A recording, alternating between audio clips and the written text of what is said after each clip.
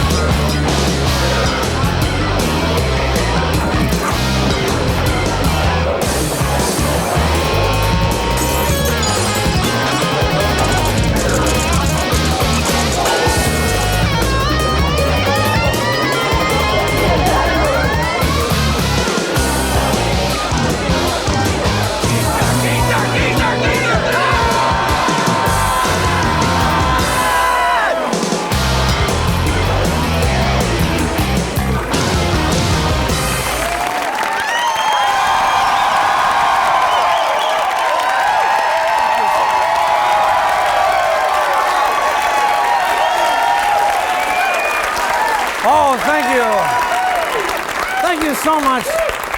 Oh, we got a big crowd here, and it's a big week in the country. It started with the State of the Union address, it ends with the Super Bowl, and we are going to cover it all on tonight's show. And I think we should start with the big political event. Now, if you missed the State of the Union, I would like to show you some of the highlights, and I think we have a tape of that if we could run it here. Yes, it was a speech that lasted over an hour, and that can be a long time to go without a drink. I mean, I'm telling you, long time. Hillary was there, of course, with Chelsea, sitting with distinguished people like this heroic rescuer from the Oklahoma City bombing. There was also Holocaust survivor and Nobel Prize laureate Elie Wiesel was there. And the winner of HBO's Funniest Mayor in America, Norm Rice, he was there! Meanwhile, Vice President Al Gore remains in a coma. Now, can you spot the cabinet official who is not on the White House basketball team? Of course, both Republicans and Democrats love the little trick that Warren Christopher can do with his ears. Isn't that cute? That's cute. Now, during the speech, Clinton raised the idea of making student uniforms mandatory in public schools. Now, no one can figure out where he came up with the idea of everybody dressing the same. I mean, where could he come with that? Anyway, as speeches go, it was pretty good, I guess, especially the part where the president tried to have a little fun with the audience with a quick game of the old favorite, Simon Says. Applaud. Okay. Simon Says applaud. Simon Says. All right. Simon Says stop. Simon Says look up. Great. That was wonderful. A great speech. So, that's my analysis, that's my commentary on the State of the Union address, and of course there'll be a lot of expert commentary during the big game tomorrow, and I only hope it'll be a little better than this.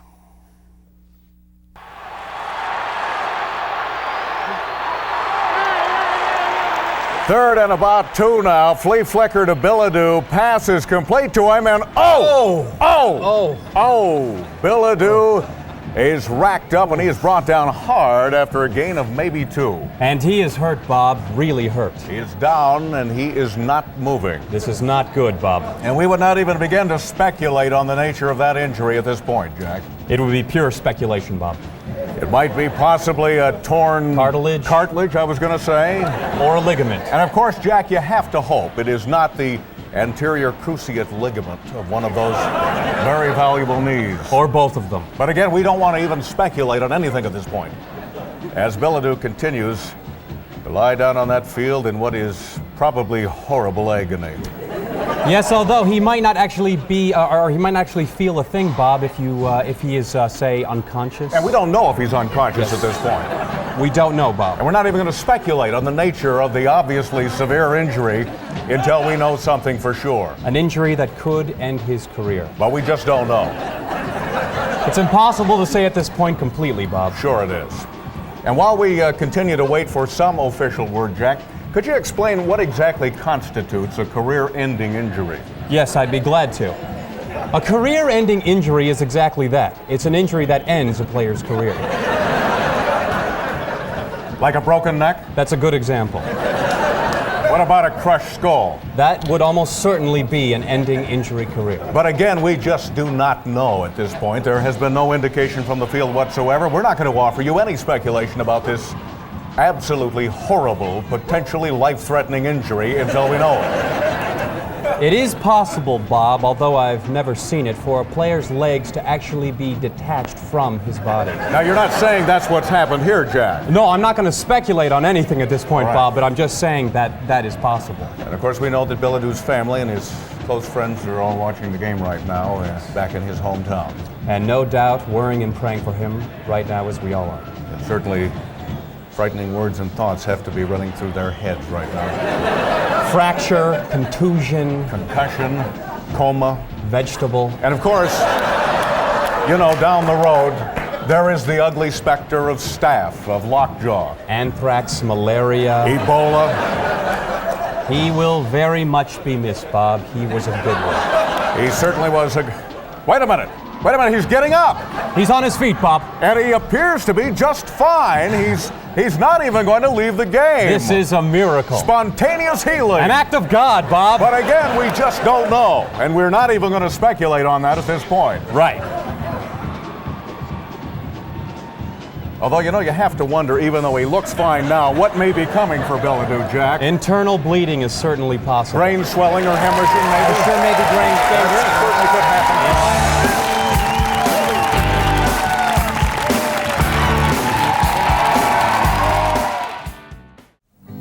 Hey kids, it's time once again for Uncle Fran's Super Bowl Fun Fact. Hi kids, I'm Uncle Fran with another Super Bowl fun fact. 8-year-old Stacy writes, how come in football they hit each other so hard?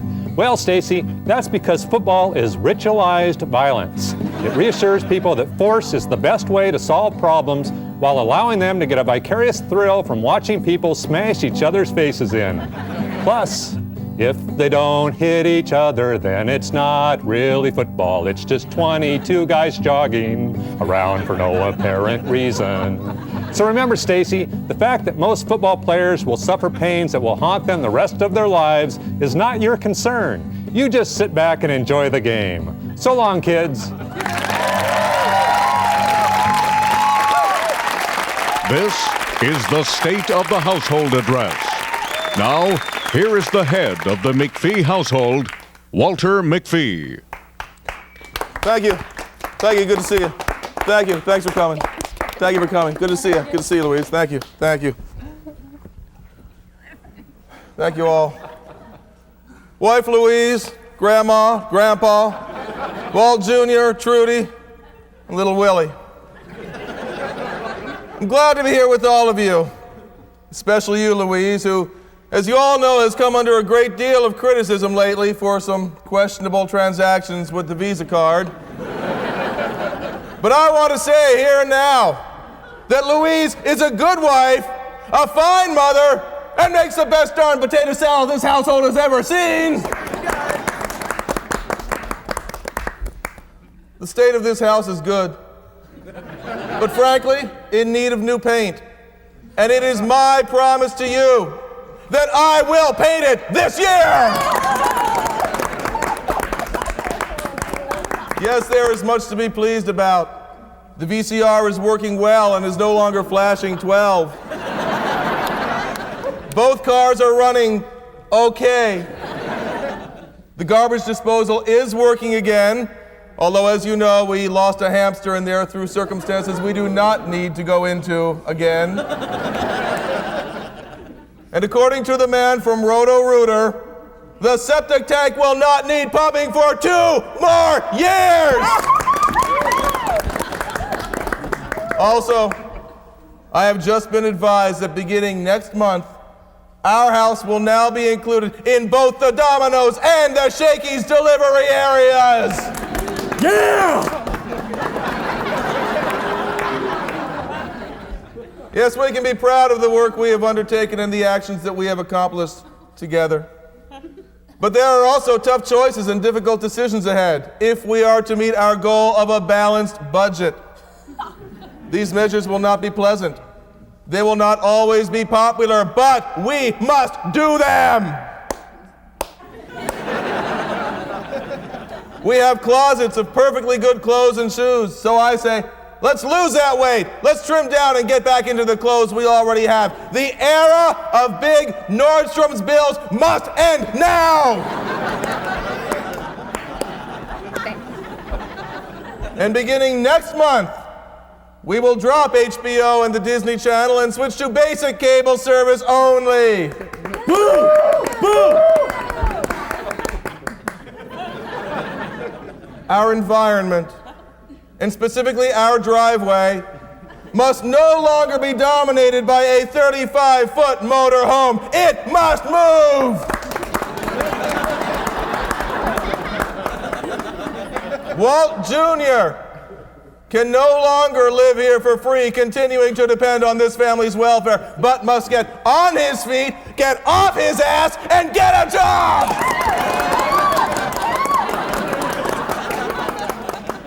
And because we have neither the room nor the resources to house any more kittens, Fluffy will be getting neutered next week. Sorry, Fluff. In spite of these difficult realities, I do see a bright future ahead for all of us. The McPhees are. The McPhees have always been a great and a good family. A family that recycles its bottles, that rewinds its videos, and that does not drink straight from the carton. Thank you very much, and God bless the McPhees! Thank you! Thank you very much! Thank you all!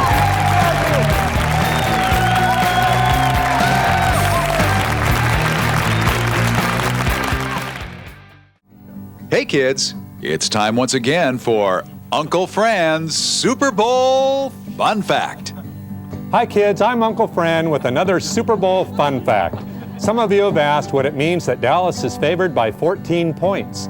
Basically, it means that adults, your parents, have bet that Dallas will win by 2 touchdowns. If they're wrong, they lose that money they would otherwise spend on toys for you.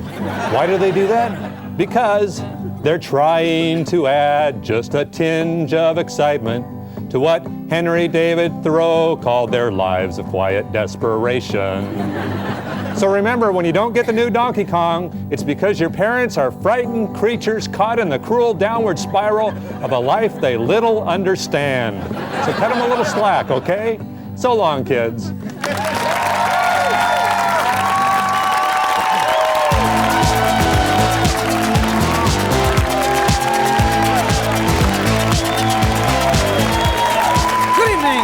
This is the Late Report. Well, a local public relations firm says they've been hired to devise an exit strategy to ease public furor if and when the Seahawks decide to leave town.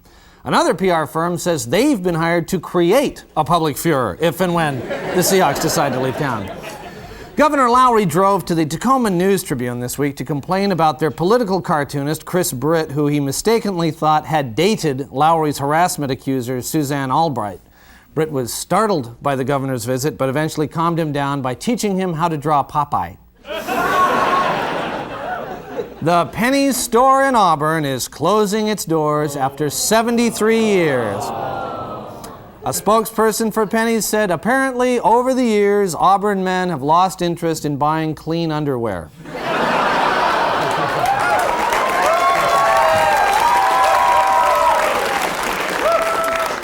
Ken Griffey Jr. says he may leave the Mariners because he hates Seattle's rain and snow. In response, Seattle citizens will soon be asked to vote on a $14.5 trillion retractable roof over all of Western Washington.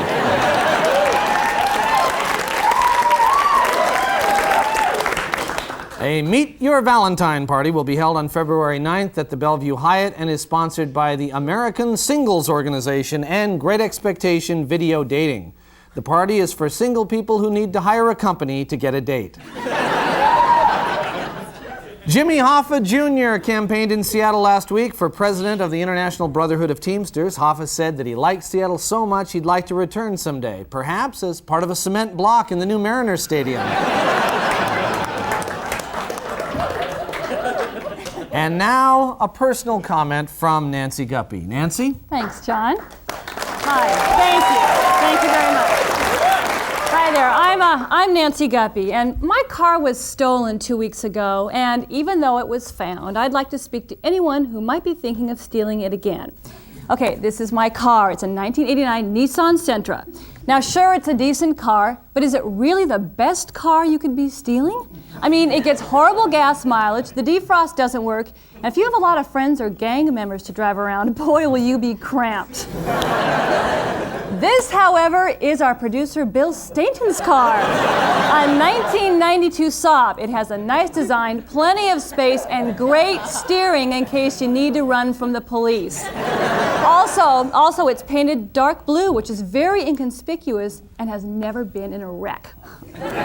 Okay, if prestige is what you're after, John Keister drives this 12-cylinder Jaguar convertible with leather bucket seats. Yeah. And you know something? John makes a lot of money, and I'm willing to bet he keeps some of it in his car. Yeah. And don't you keep a cell phone in your car, too? What are you doing? What are you doing? Oh, whatever. Just make sure you check under the front seat for that phone. Okay, now, Pat Cashman doesn't even lock his 1985 Jeep Grand Cherokee parked on the second floor Space D. It's got a CD player, anti-lock brakes, and is the perfect size when stealing for the family. Now, if for some reason it is locked, the back door on the passenger side doesn't shut all the way, so with a screwdriver, you'll have no problem. Believe me. Finally, Bob Nelson doesn't have a car, but he does carry lots of cash and can't fight very well. Okay?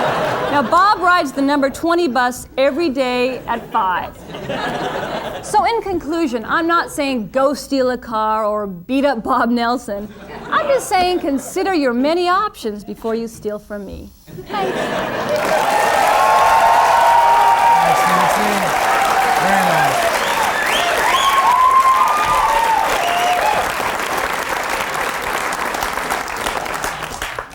Finally, a new monthly TV series called I Wanna Be debuts tomorrow night on Como TV with an episode titled I Wanna Be a Heavy Equipment Operator.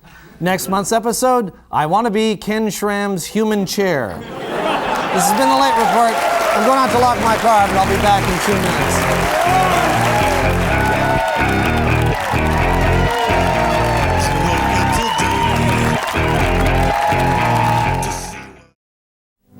Hey kids, it's time once again for Uncle Fran's Super Bowl Fun Fact.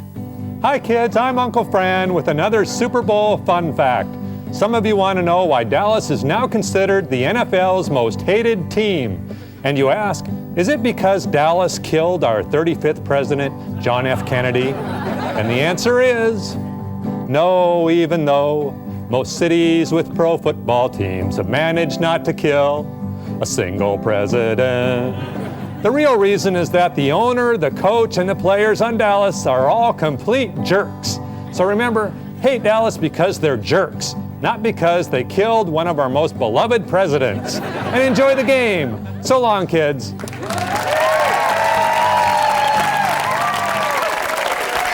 All right, well, we want to thank our family members, Gus and Katie over here. Thanks for showing up. Hey, and these guys had a wonderful time. You see, you're on TV. You see that? See, you didn't know that, did you? If you had if you want tickets to the show, here's the number, 421-5555. That's also a secret coded number. You know what's going on there. Also, what, is that it? You mean we got to go now? I thought I had to stretch. No, we got to go? All right, bye-bye. I'll see you next week.